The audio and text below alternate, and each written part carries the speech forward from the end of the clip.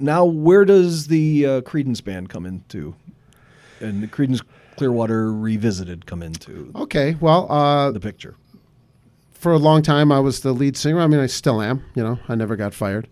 Lead singer for Creedence Clearwater Revisited, featuring Stu Cook and Doug Cosmo Clifford from Creedence Clearwater Revival. Mm-hmm.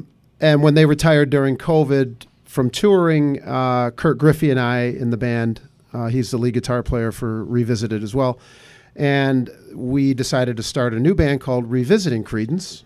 So since the pandemic, we've been touring around doing that. Okay. So. And so how did you get the call for to be a part of that? February 22nd, Day after my birthday. 2008. I was sitting at home, and up to this point in 2008, I had been emailing and back and forth with Stu Cook for like a couple of years. I went to see Creedence Revisited in '96 at the Rosemont Theater. Okay.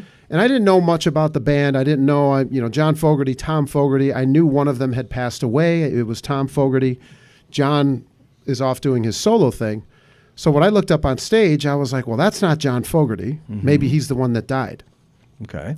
But I thought very early on, and I hadn't even started playing guitar yet at this point. Wow. Okay. Maybe was singing a little bit. Mm-hmm. And I was like, if they can get on stage with that guy, what happens if something happens to him? Right. So I started like woodshedding, listening in Creedence, and I was already a big fan, but like I started to like learning it with purpose. Like deep dive. Yeah. Deep dive, yeah. So like singing in the car, like, inflections and this and that.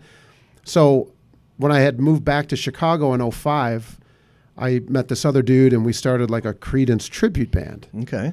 And meanwhile, sending it to Stu and trying to like, hey, plant the little seed in his ear about, hey, if you ever need somebody, I'm here. let me know. Right. And it took a couple of years for them to, back and forth, where out of the blue, he called me in 2008 and said, hey, we need you in Houston. Drop everything and go. Yeah. So put me in, coach. Yeah. Yeah. Well,